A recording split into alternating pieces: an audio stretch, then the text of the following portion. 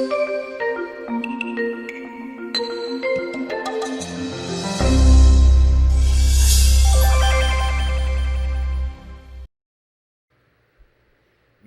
7:7. Ask and you will receive. Search and you will find. Knock and the door will be opened to you. Ang ating pag-aaral, pinamagatan natin, attract blessings. Paano ba inaakit natin, lumapit sa atin ang mga pagpapala? Ama namin, salamat po dahil kayo'y Diyos na gustong mag-bless, magpala sa inyong mga anak. Ituro nyo sa amin ang tamang daan, saan kami lulugar, anong dapat namin gawin para kami tumanggap ng iyong mga pagpapala. Bless us, Father, enlighten us, strengthen us. In the name of Jesus, your Son, we pray with thanksgiving. Maraming mga tao, ang tanong nila, paano ba ako magiging blessed? Ang tanong pa ng iba, mas diretso, paano ba ako suswertehin? Bakit parang mailap sa akin ang kapalaran? Tapos parang ang dali-dali na lumapit sa iba. Pag sinuri natin yung mga buhay, pamamaraan ng pamumuhay ng mga taong maituturing na mapalad, pinagpala, blessed, may mga common denominator. At nasa Biblia mismo ang susi kung paano ang tao ay magiging blessed o tatanggap ng pagpapala. How to attract blessings? Be clean and tidy in your body and surroundings. Umpisang-umpisa yan. God is God of cleanliness. God is God of beauty. God is God of tidiness and cleanliness. Kung paano dapat malinis ang ating espiritu, ang kakambal kasi ng espiritu natin, katawan, the physical world, malinis din, maayos ang ating katawan, ang ating pangangatawan, at ang ating kapaligiran. It goes without saying, na kung ikay marumi at burara sa iyong kalusugan, sa iyong katawan, sa iyong kalinisan, madali ka magkasakit. At mahirap ma-blessed kung may sakit. Mahina ang iyong katawan, tinatamad ka, wala kang energy, wala kang drive. So dapat namumuhay ang tao sa paraan na siya'y palayo ng palayo sa mga infection, sa mga accidents, dala ng kapabayaan at karumihan at kaguluhan ng paligid. 2 Timothy 2:21, all who cleanse themselves of the things I have mentioned will become special utensils, dedicated and useful to the honor of the house, meaning the Lord, ready for every good work. So to be ready for every good work, which is also equivalent to be ready to become an instrument and a channel of blessing, which is also the same as to be ready to be the recipient of blessing, one is to rid themselves of all those filth, all the disorderliness, and all the dirt mentioned in many, many verses in the Bible. Kaya nga ang kalinisan ng katawan, ng pamamahay, ng kapaligiran at kaayusan nito kasama sa pag-attract ng blessings. Paano ka naman dadapuan ng kapalaran kung ang gulo-gulo, ang dumi-dumi, ang baho-baho, mga kabaligtaran ng katangian ng Diyos? Another way to attract blessing is be orderly and organized, as we have already introduced. Kailangan maayos ang lahat. Ang bahay natin, alam natin kung saan nakalagay yung mga gamit natin. Sa mesa mo, sa drawer mo, alam mo kung nasa ang mga gamit. Hindi halo-halo, gulo-gulo. Kukuha ka ng damit, natusok ka na ng aspilin, natusok ka na ng gunting, napasok ka na ng kawali, kasi yung kawali mo pala, kadikit na nung ginagawaan mo, magulo. 1 Corinthians 14:40, but do everything properly and in order. That is in our spiritual life, in spiritual worship, and also in practical life. God is God of order. Hindi nagbubungguan ng mga planeta, may kanya-kanya silang speed, kanya-kanyang direksyon, kanya-kanyang tinatahak na landas. Merong order ang seasons, kahit ngayon nagkakaroon ng weather changes, may changes lang, kaya para magulo, pero pagka na-establish na yung change na yan, nasanay na tayo, meron na naman siyang system. May panahon ng lahat ng bagay, kaya dapat may kaayusan. 1 Corinthians 14:33, God wants everything to be done peacefully and in order. Ito man ay sa matataas na spiritual na bagay, hanggang sa mga kaliit-liitang practical aspect of our life. Maayos. Merong predictability, merong system, hindi magulo. Ganyan din, kahit nagnenegosyo ka, maayos ang iyong record keeping, maayos ang iyong balancing ng iyong funds, maayos ang pakikitungo mo sa iyong mga kapwa manggagawa o manggagawa, sa iyong mga kliyente. Kasi pag magulo, hindi ka nakakapag-deliver on time, gulo-gulo ang iyong inventory, paano uunlad ang iyong negosyo? Be positive. And this is very important.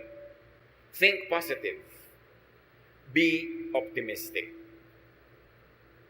Tuwing tayo'y nag-iisip ng negative, ng masama, ng nakakatakot, nakaka-discourage, tatandaan niyo mga kapatid, meron kayong option na yung kabaligtaran nun ang isipin. Na imbes na yung nakakatakot ang isipin yung kapayapaan sa pananalig sa Panginoon. Imbes na isipin mo ay yung nakaka-discourage, pwede yung isipin mo nakaka-encourage. Kung pwede mong isipin ang nakakalungkot, pwede mo ring isipin ang nakakasaya. Choice mo yan. Mark 11:24, everything you ask for in prayer will be yours if you only have faith. This is full of meaning. Lahat daw ng hinihingi mo sa panalangin ay magiging sayo, mapapasayo kung nananalig ka.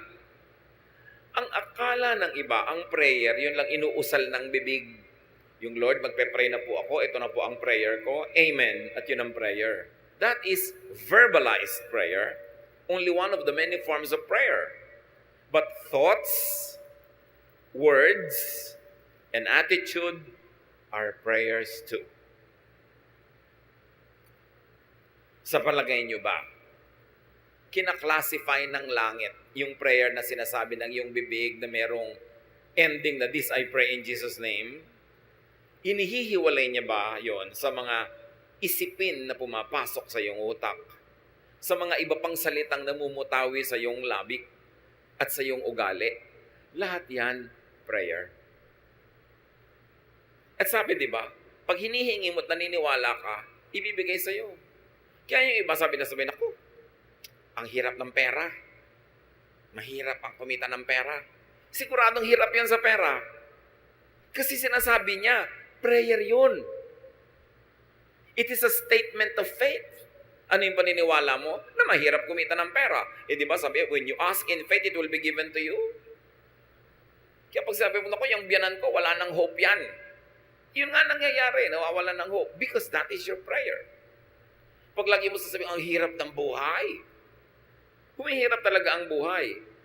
Dapat nating malaman na ang prayer hindi lang yung minememorya ng iba at hindi lang yung magagandang mga pananalita na may introduction na magpe-pray na tayo tapos ine-endan mo ng amen.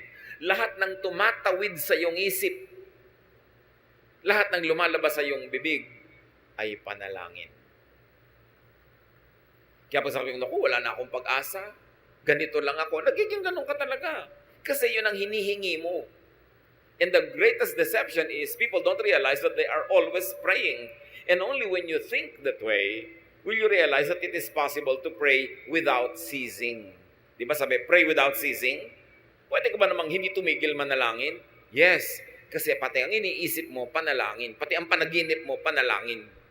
When it crosses your mind, it registers in heaven. Because we connect with God through our thought. Paano ba tayo kumukonect sa God? Through our hands? Nakikipag-holding hands ba tayo sa Diyos? Through our lips? Through our feet? No. Through our thoughts. And what you think of, get registered in heaven. And when you believe in what you are thinking of, therefore you believe in your prayer, it is given to you. That's why watch your thoughts. Minsan, sarili mong anak, sabi mo, itong anak ko na to, bobo to eh. Prayer mo yun. It is a statement of faith. Pag sasabi mo, wala naman lalaking faithful, di ganun nga mangyayari sa husband mo sa'yo kasi sinasabi mo na eh, pinagdadasal mo na. Bantayan natin ang mga pinagsasasabi natin kasi natutupad. That is the great and mysterious power of the spoken and the unspoken word. It happens. Kasi we were created in God's image. At pag ang Diyos inisip niya at sinabi niya, nangyayari. Pag sinabi niyang, let there be light, nagkakalight. Pag sinabi niyang, let waters and the earth separate, nangyayari. We were created in God's image. May kapangyarihan ang ating salita. That's why with every word you say, you either bless or curse your own life and others. Kaya dapat mag-isip. Attract blessings, speak good, kind, and positive words. Siyempre, birds of a feather flock together. Ang nagbabarka-barkadahan, ibong magkakamukha ng balahibo. At ganun din yun. Kung ang balahibo ng iyong ibon ay puro negative, ang ma-attract niyang kabarkada, negative din. Pag kulang ng pananalig, yun ang ma-attract niya. Weakness, failure, fear, kasi magkakabarkada yun. Proverbs 16:24, kind words are like honey. They cheer you up and make you feel strong. So have only kind words for others to strengthen them, and have kind words also for yourself to strengthen yourself. And when you are strong emotionally, when you are strong spiritually, you become strong physically. And when you are physically, emotionally, spiritually strong, you are ready to receive blessings. Blessings go to the strong, to the happy, to the positive. Because magkamukha sila, magkabarkada sila. Prepare yourself to be blessed. Pag may nangyayaring hindi maganda sa iyong buhay, pwede mong yun i-celebrate. Palakihin mo siya. Hindi maganda ang buhay ko, kawawa naman ako, api ako, wala akong talent, mahirap ako. Sige, paulit-ulitin mo at di kanyan iiwan. To change a situation, you've got to change your thought about it first. Be changed by the renewing of your mind. It's all in the mind. It's all in the thought. Kaya pag nakokontrol mo yung direksyon ng yung utak, uy, teka, nagne-negative ka utak, ayoko niyan, ipapositive ko to. Uy, nagiging afraid ka, gagawin ko, faith, ang kapalit, mananalig ako. Decision yan. So kind words are like honey. You know, unkind words are like acid. Pag ang bibig mo, lagi ang laman ay unkind words, parang lalagyan niya na may lamang asido. It destroys its own container. So prepare to be blessed by thinking positive, by being positive. It is a choice. It is a habit to be positive or to be negative. But you know that God is positive. Paano kanya i-bless kung negative ka? Hindi ka handang tumanggap. Another way to attract blessings is to be a blessing to others. Matthew 5:16, make your light shine so others will see the good you do and praise your Father in heaven. When people praise God because of what they see in you, is it too far for God and too difficult for God to bless you? Because He gets delighted when He is praised. And He is worthy of praise. Pero kung napipintasan ng Diyos dahil sa iyo, alam mo na kung anong ina-attract mo na energy. Yung kasabihang talbog sa akin, dikit sa iyo. Pag blessing ka sa iba, tatalbog din yung blessing, didikit sa iyo. Pagka curse o sumpa ka sa iba, tatalbog yung sumpa, babalik sa iyo didikit. Because what you give is what you get. Ganun ang rule of life. What you give is what you get.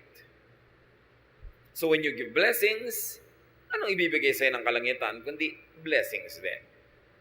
Kaya yung mga mararamot, yung mga mahilig na gumawa ng masama sa kapwa, manira, hindi nila alam, sarili nila ang magiging sira pagkatapos nun. Bumabalik at bumabalik sa atin parang boomerang ang lahat ng ating hinahagis. Kaya kung dumudura ka sa langit, sa mukha mo rin lalaglag ang iyong dura.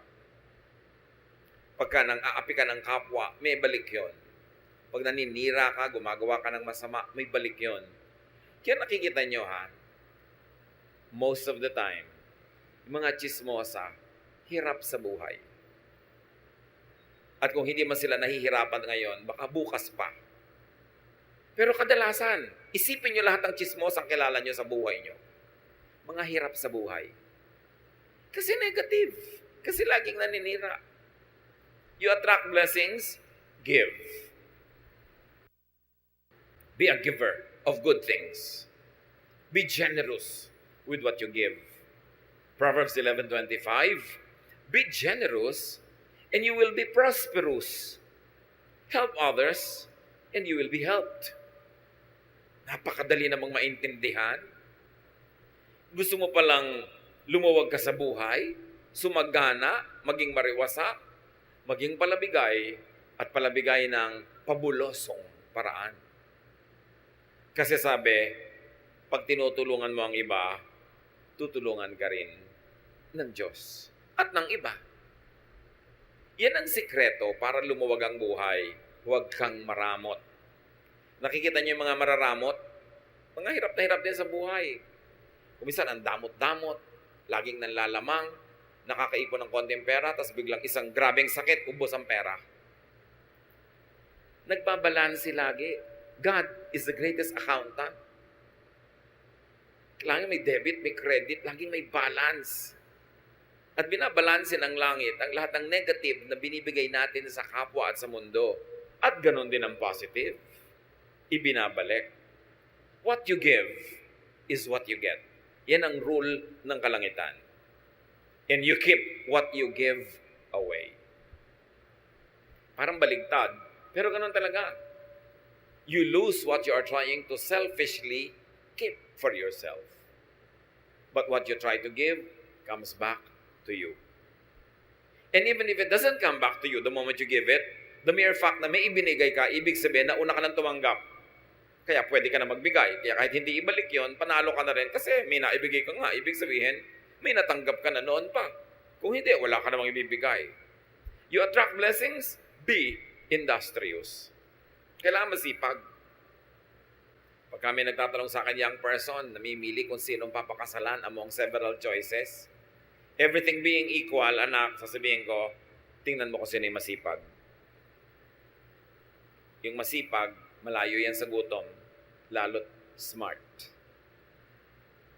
Pero kahit gwapo, tamad, gutom yan, at pag kumakalam na yung sikmura mo, hindi ka tayo magugwapuhan dyan. Kailangan masipag. Masarap kasama ang masipag. Magaan kasama. So, be industrious. You want to attract blessings? Alam nyo, God is God who works. Sabi niya, 6 days you should labor, and the 7th you should rest. So, 6 days of work, bago ka magkaroon ng 1 day of rest. Hindi katulad naman ng iba, 6 days of rest, 1 day, rest pa rin. Walang work. Tapos gusto magkapera. Work well. It's not enough that you work well. Para yung quality ng trabaho mataas.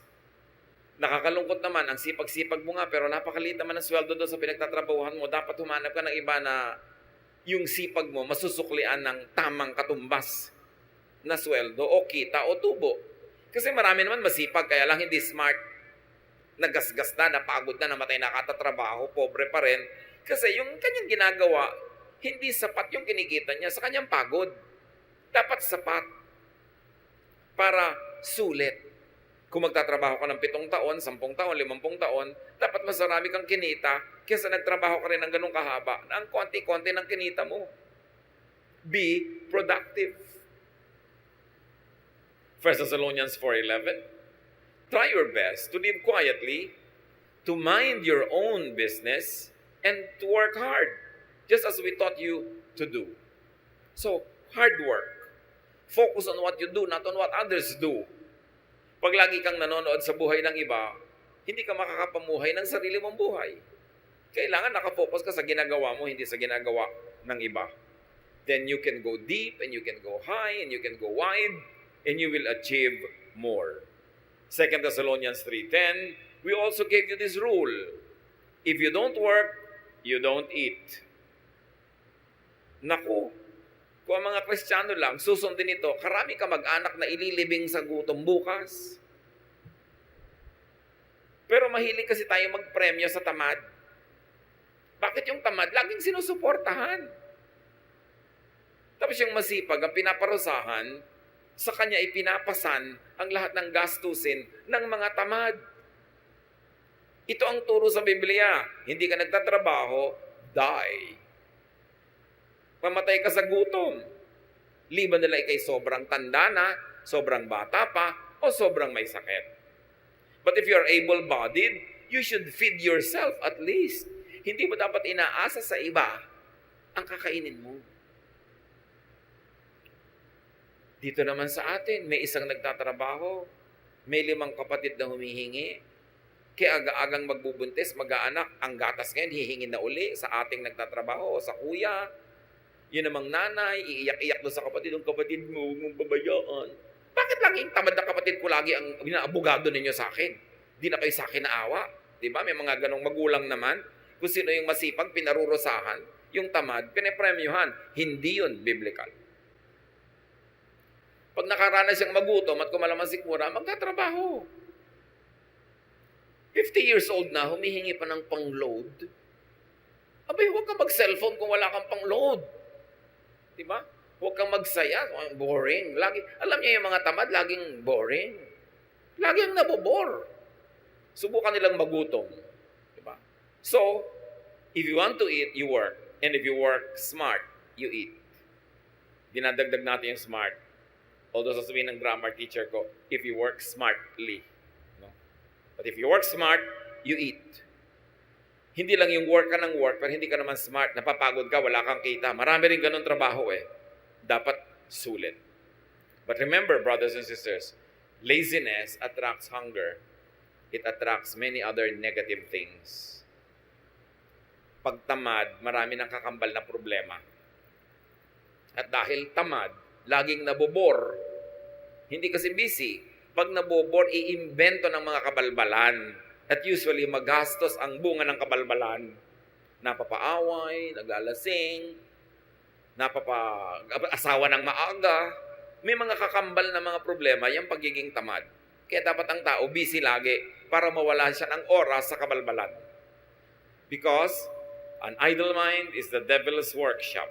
If the devil see you doing nothing, he will put you to work. And definitely, ang magagawa mo, pampagulo ng buhay. Attract blessings, be appreciative. Be thankful, be grateful. Kasali yan. Because thankfulness, gratitude, appreciation is the path of blessings. Kumbaga ang ilog, merong dinadaanan niya na landas. May ruta yan, di ba? Ang gano'n din ang blessing, may ruta yan. Ang dadaanan niyan, yung mga pangpang ay thankful, orderly, beautiful, grateful, positive, productive. Doon dadaan ang ilog yung agos ng pagpapala. Pag ikaw hindi ka appreciative, hindi ka mapagpapala. Yung binigyan ka, tapos nagrereklamo ka pa, ba't ito lang? Sa susunod, di ka na mabibigyan. Pinautang ka, dapat ang appreciation mo is magbayad ka na maaga, mabilis. At kung pwede, dagdagan mo pa ng kung ano mang interest in cash or in kind. Para mamaya, uutang ka na naman, nagmamadaling pautangin ka. Pero kung hindi ka nagbabayad, hindi ka na makakautang uli.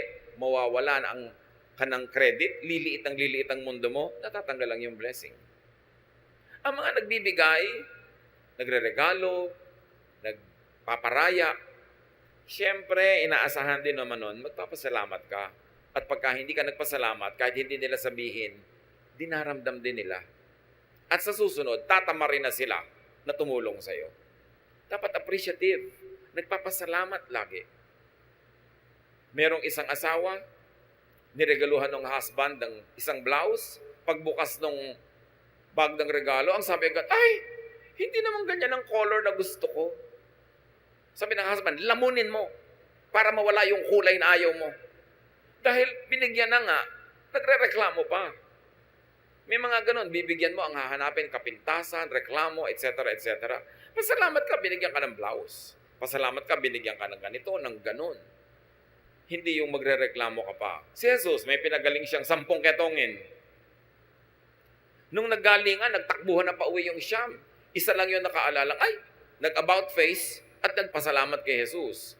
Luke 17 to 19, Jesus asked, weren't 10 men healed? Where are the other 9? Why was this foreigner the only one who came back to thank God? Then Jesus told the man, you may get up and go. Your faith has made you well. Sa 10 pinagaling, isa lang yung na-affirm, na-confirm, at na-cement yung kanyang paggaling. Yung Siyam, hindi natin alam kung bumalik ulit yung ketong nila. Pero isa lang ang in-affirm ni Lord. Kasi isa lang yung nagpasalamat. Mapagpasalamat tayo dapat. Pagka ikay nakakatanggap, bigay ka agad. Sa nagbigay sa'yo o sa ibang nangangailangan, ganun ang pagpapasalamat. Hindi susuluhin mo lang. At magpapahayag ka talaga ng thanksgiving. Gano'ng karami pa ngayon ang nagpapadala ng thank you card, kahit sa text. Hindi yung pagka nabigyan ka na, nakalimot ka na. Pagka masaya, nakakalimot, pag lang malungkot, nakakaalala. Ang mangyayari, masisira ang papel mo. Hindi ka na kakatuwaan ng iyong kapwa. And you know, we all need help to succeed. We need help in the beginning and in the end. But people help only those that they like. So pag nadala sa'yo, hindi ka appreciative, hindi ka nagpapasalamat, wala man lang mahita at mapala sa'yo sa kagagawa sa'yo ng mabuti, mauubos ang gumagawa sa'yo ng mabuti, liliit ang iyong mundo at mawawala ang iyong mga blessing. Matthew 7:7, ask and you will receive. Search and you will find. Knock and the door will be open to you. But remember, you ask, seek, and knock with your thoughts, with your words, with your actions. Lahat yan, prayer. Kahit hindi ka mahilig sa formal prayer, group prayer, corporate prayer, kung ang thoughts mo lagi, words mo at buhay, ay nakasang-ayon sa mga katuruang ito, nagdadasal ka actually. At dinidinig ang iyong dasal. Remember, you attract what you think of. Pag ayaw mo, huwag mong isipin. Kasi oras inisip mo na, pupuntahan ka niya. Ayaw mong matakot, huwag kang mag-isip ng nakakatakot. Huwag kang manood ng nakakatakot. Huwag kang makinig ng nakakatakot. Kasi oras na pinapasok mo yan sa utak mo, hindi ka na niya lulubayan, lagi ka niyang tatakutin. Pagka ayaw mong ma-discourage, huwag kang makipagkwentuhan sa nakaka-discourage na tao. Kung ayaw mong makaladkad ka sa mga gulo at chismis, huwag kang makipag-usap sa mahilig sa chismis. You attract what you think of. Kaya yung lagi mo iniisip, may sakit ka, natatakot ka, mamaya may sakit ka na nga. Isipin mong malusog ka. Because ang iniisip is a declaration of faith. And when you believe in it, it will happen. Ganun ka-powerful ang ating mind. Kasi mind of all our body parts, mind is the throne of God. Doon talaga nakatira ang Diyos. At yun ang inaagaw ni Satanas, yung mind mo rin. Gusto niyang tumira din siya doon, para yung mga isipin niya, ang pumasok sa isip mo, yung mga pananakot niya, yung mga panggigipit niya, pagpapahirap niya, pag-aakit niya, utak ang pinag-aagawan. Kaya dapat iluklok natin sa ating utak ang Diyos. Hindi si Satan. Hindi mga negative, hindi mga nakakatakot, hindi mga nakakasira ng loob. You attract what you think of, you attract what you say. Watch your language. What you say will come true. And you attract what you do. Iyan ang mga prayer. Luke 6:38, give, and it will be given to you.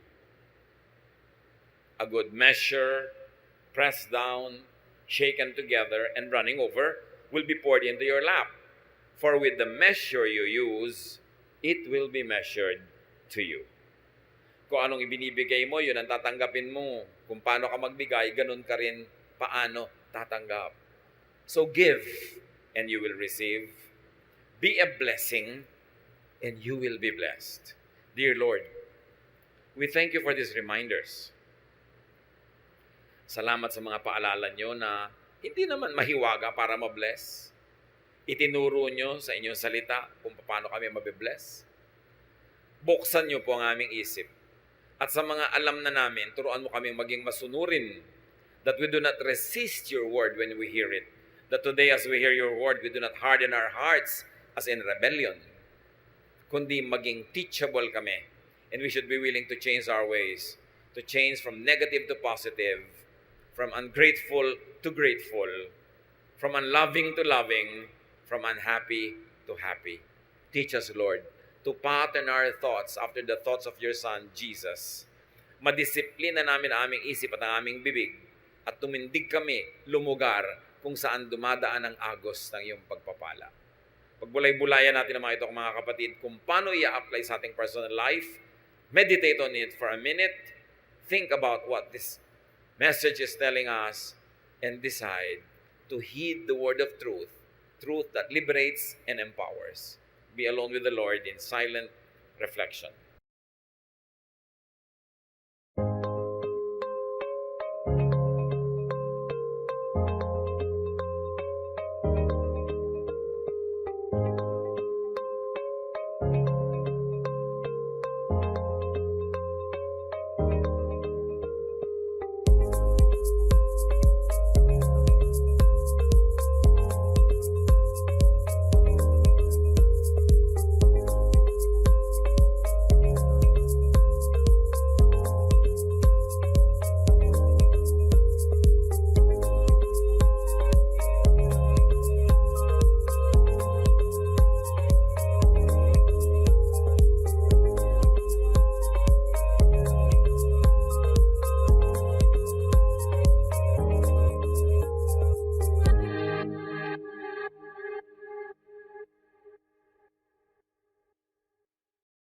Love to you, mga pamangkin.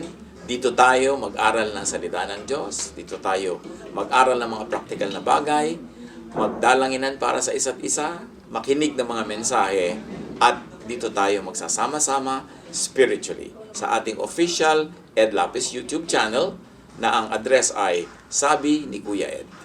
Remember, dito tayo ha, Sabi ni Kuya Ed, ang ating official YouTube channel.